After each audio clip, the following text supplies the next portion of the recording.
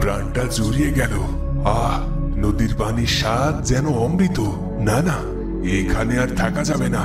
মায়াবন অরক্ষিত। যাই, আমি দ্রুত বনে ফিরে যাই।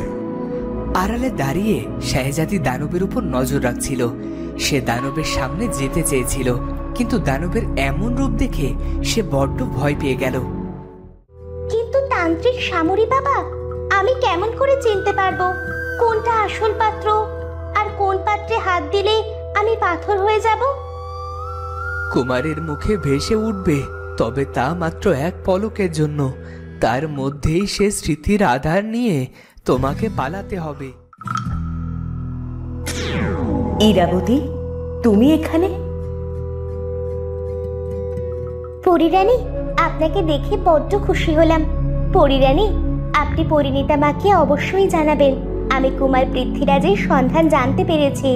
আমি তার কাছেই যাচ্ছি, আর বাকিটা আমি নিজে গিয়ে জানাবো। তোমার সাথে আমিও যেতে চাই। তুমি যে আমার বোনের কন্যা, আমি কেমন করে একা তোমাকে বিপদে ছেড়ে দিতে পারি? না পরিরানী, সেখানে কোনো শুভ শক্তি প্রবেশের অনুমতি নেই। কুমার কিভাবে সেখানে পৌঁছে গেছে সেটাই এখন বড় প্রশ্ন। আপনি ভাববেন না, আমি ঠিক সব দিক সামলে নেব। আসলে আমি নিজেই আমার বন্ধুকে ফিরিয়ে আনতে চাই। চলি, বেঁচে থাকলে আবার দেখা হবে। বিদায় ইরাবতী, তুমি জয়ী হয়ে ফিরে এসো।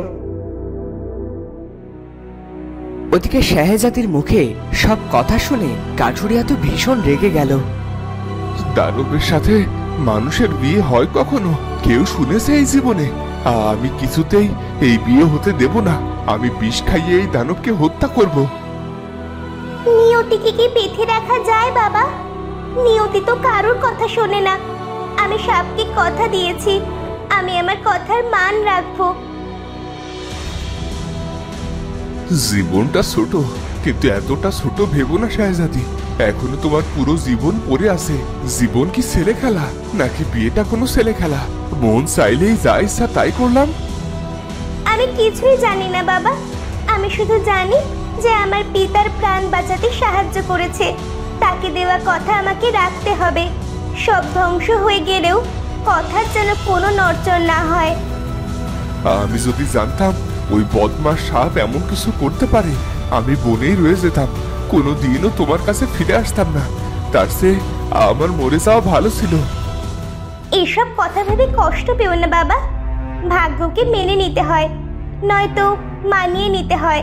মানিয়ে নেওয়ার সাধ্য আমার নেই, তবে আমাকে মেনে নিতে হবে বাবা। কাঠুরিয়া পিতা, শাহজাদি তো মেনে নিয়েছে। তুমি আর অমত না করে বিয়ের আয়োজন করো। ভাগ্য তো কেউ খণ্ডাতে পারবে না। বেশ, তাই হবে। তবে শাহজাদি মা, আমার জন্যই তোমাকে এত বড় শাস্তি পেতে হচ্ছে। আমাকে ক্ষমা করো। আমি পিতা হয়ে কেমন করে তোমাকে একটা দানবের হাতে তুলে দিই? কপালে দানব থাকলে কি কেউ আর তা রুখতে পারবে? ওদিকে ইরাবতী আবারও এলো মায়াবনে। সাপ মায়াবনে নেই। দানব শাস্তি পেয়ে উপরে ভাসছে, আর জাদুকর ভৈরব গভীর ঘুমে মগ্ন। ইরাবতী তুলোগুলো হাতে নিয়ে পা রাখতেই সেটা বড় একটা পাথরের রূপ নিল। তুলো যে বড় এক পাথরের রূপ নিল, এটা আমি কেমন করে বয়ে নিয়ে যাব? হাল ছাড়লে চলবে না, আমাকে পারতেই হবে। ইরাবতী অনেক কষ্টে সেটা বইয়ে নিয়ে এগিয়ে চলল। দেখতে পেল জাদুকর ঘুমোচ্ছে, কিন্তু মানুষের গন্ধ নাকে যেতেই সে জেগে উঠল। কে এসেছে এই বনে? মানুষের পা পড়েছে আবারও। সাপটা কোনো কাজের নয়, শুধু শুধু আমার ঘুমের সর্বনাশ হলো। এই তো জেগে গেছে। যদি আমাকে দেখে নেয় কি হবে এবার? কে তুমি? এখানে কেন এসেছো? আমার শক্তি তুমি চুরি করে নিয়ে যাবে? পাতালপুরের অভিশাপ পূরণ করবে? আজ তো তোমাকে আমি শেষ করে ফেলবো। আমার নাম ভৈরব, আমি যা চাই তাই হয়। এ কি, মেয়েটা কোথায় গেল? ভয় পেল নাকি? পালিয়ে আসা ছাড়া তো আর কোনো উপায় নেই। যদি জাদুকর সাবধান হয়ে যায় তখন কি হবে? না না, ওর সাথে আমি পেরে উঠবো না। তবে ওকে বুদ্ধি দিয়ে পরাজিত করতে হবে। জাদুকর আবারও ঘুমের জন্য চলে যায়। আর জাদুকর গিয়ে যেই চোখ বন্ধ করেছে আর কিছু বুঝে ওঠার আগে ভারী পাথর বয়ে নিয়ে গিয়ে ওর মাথার উপর দিয়ে দিল। হাতে সময় মাত্র অর্ধেক প্রহর, তারপরে জাদুকর আবার আগের মতো গর্জন করবে। না না, আমাকে দ্রুত সেই স্মৃতি আধার খুঁজে বের করতে হবে। অনেক খুঁজেও ইরাবতী কিছুই পেল না। হাল ছাড়লে চলবে না, আমাকে আরো মন দিয়ে খুঁজতে হবে। হাতে মাত্র আর একটু সময়, কি যে করি। কুমারকে তার স্মৃতি ফিরিয়ে দিতেই হবে।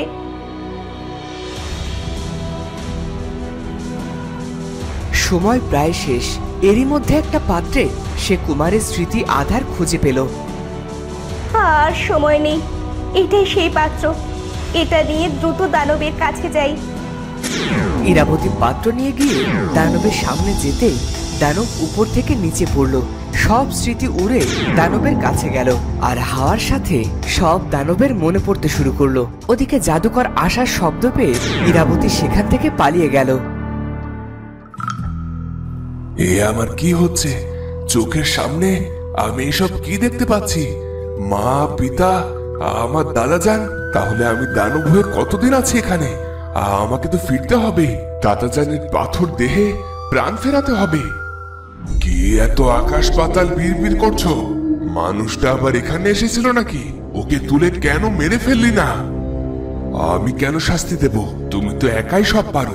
তুমি কেন ওই মানুষের পিছু পড়লে না? আসলে তোমার যত হম্বিতম্বি সব আমার সাথে।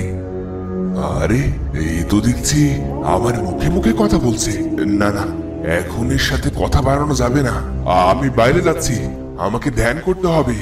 এর মধ্যে কেউ বনে এলে তুই আটকাবি। যদি আমাকে এখানে আসতে হয় তবে আজই হবে তোর বন্ধুর সাপের শেষ দিন। বন্ধুর উপর তো তোর খুব দরদ, পারলে বাঁচিয়ে নে তাকে। জাদুকর এই বলে হনহন করে সেখান থেকে চলে যায় আর সাপ সেখানে আসে। আমার সাথে এসো। কোথায় কোথায় নিয়ে যাবে আমাকে? জানো, এখানে একটা মানুষ এসেছিল। জাদুকর জেনে গেছে এখানে কোনো মানুষ ঢুকতে পেরেছে। যদি জাদুকরকে আবারও বন সুরক্ষা করতে আসতে হয় তবে আমার তোমার সবার বিপদ। আমি আর আমার বিপদকে ভয় পাই না। আমার মনে হয় আমি আগে মানুষ ছিলাম। আমার বাবা আর বোন আলাদা আছে, ওদেরকে এক করতে হবে। তার আগে তোমাকে অভিশাপ মুক্ত করব। এসো আমার সাথে।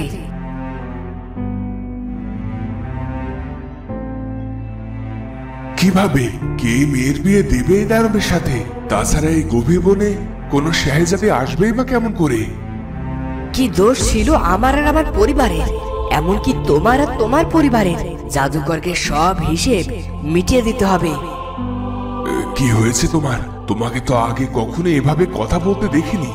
জানো, আজ আমারও বড্ড আমার পরিবারের কথা মনে পড়ছে। আমার মা, আমার পিতা, আমার বন্ধু ইরাবতী, সবার কথা। তার মানে কোনোভাবে আমাদের স্মৃতি ফিরিয়ে দেওয়া হয়েছে? কে করলে এমন কাজ? তবে কি ওই মেয়ে সব জানতো? কে ওই মেয়ে? কেন এসেছিল এখানে? আমাকে জানতে হবে।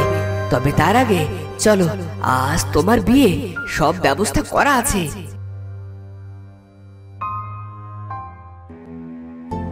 ইরাবতী প্রাসাদে ফিরে এসেছে দেখে পরিণীতা বেশ খুশি হলো। ইরাবতী, তুমি ঠিক আছো? আমি তোমার অপেক্ষা করছিলাম। আমার কুমারের কোনো খোঁজ পেয়েছো ইরাবতী? আমার কুমার ঠিক আছে তো? তুমি আগে একটু শান্ত হয়ে বসো তো পরিণীতা মা। এত এত প্রশ্ন করলে কোনটার উত্তর দিই বলো তো? আমি সব বলছি, তুমি আগে বসো আর শান্ত হও। এবার তো কিছু বলো। এই তো আমি বসেছি। কুমারের একটা খবরের জন্য মনটা যে বড্ড অস্থির হয়ে আছে। তুমি এখন বুঝবে না, তবে যখন তুমি মা হবে তখন দেখবে। আমি তোমাকে ছেড়ে কোথাও যেতে চাই না পরিণীতা মা। তোমার মতো মা হয়তো আমি কোথাও পাবো না। এবার বলছি শোনো। ইরাবতী পরিণীতাকে সবকিছু খুলে বলল। তুমি জানো না ইরাবতী, তুমি আমার কুমারের জন্য কি করেছো? এত বড় প্রাণের ঝুঁকি কেউ কি সহজে নিতে পারে? কিন্তু কুমার কেন ফিরে এলো না? কুমার কি তোমাকে চিনতে পারেনি? সময় পেলাম কোথায়? ওই জাদুকর কাটাপ্পা ভৈরব বড্ড চালাক। তবে আমি ফিরে এসেছি, কিন্তু কুমারকে কেমন করে অভিশাপ মুক্ত করতে হবে সেটা কুমার আর ওই জাদুকর কাটাপ্পা ভৈরব ছাড়া কেউ জানে না। নিয়তি কি আমার কপালে সুখ লিখেছে? আমার কুমার কি এবার সত্যিই ঘরে ফিরবে? কেমন করে কাটবে তার অভিশাপ? কুমার যখন তার স্মৃতি ফিরে পেয়েছে তখন সে ঠিকই ফিরবে। বাবা মায়ের কাছে সন্তান না ফিরলে আর কোথায় যাবে? পরিণীতা মা, তুমি তো এতদিন অপেক্ষা করেছো, আরো কটা দিন না হয় ধৈর্য ধরো। সবুরে মেওয়া ফলে, আর এবার এটা সত্যি হবে। শুরু হবে নতুন করে পথ চলা। ওদিকে বিয়ের সব আয়োজন তৈরি। শেহজাদি দানবের জন্য অপেক্ষা করছে। বিয়ের দিন কি সবাইকে এত চাঁদের মতো সুন্দর দেখায়? ইস, দানব যদি আমাকে বিয়ে করতো। কে বারণ করেছে? তবে জানা তুয়া, তোর পছন্দের দানবের কাছে। শাহজাদি, তুমি থাকতে আমি কেন? ওরা ওই এলো বলে তুমি অনেক সুখে থাকবে। দেখো, সেই তো ওই দানবের সাথেই ঘর করতে হবে। সেখানে কিসের সুখ আর কিসের অসুখ, তার খবর কে রাখবে? তোমার তুয়া আছে তো, আমিও যাব তোমার সাথে। তুই গেলে বাবাকে কি দেখে রাখবে? কড়া বিষ মিশিয়ে দিয়েছি, একবার খেলেই মরবে। আমার সোনার প্রতিমার মতো শেহজাদিকে বানেজ দলে ভাসতে দেব না আমি। আমার আধার ঘরের আলো এই কুড়িয়ে পাওয়া মেয়েটার 18 বছর পূর্ণ হয়েছে। ওকে এত কষ্ট করে আদরে রেখে বড় করেছি, আর ওকে নাকি দেব আমি দানবের সাথে বিয়ে? এই বিষে দানবকে মারতে হবে, হবেই। এদিকে দানব অর্থাৎ পৃথ্বীরাজেরও 18 বছর পূর্ণ হয়। তো বন্ধুরা, এবার কি দানবের সাথে শেহজাদের বিয়ে হবে? বিয়ের পর কি দানব রাজপুত্রে পরিণত হবে? সেটা জানবো আমরা পরের পর্বে।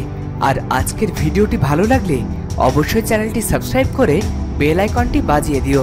দেখা হচ্ছে পরের ভিডিওতে। ধন্যবাদ।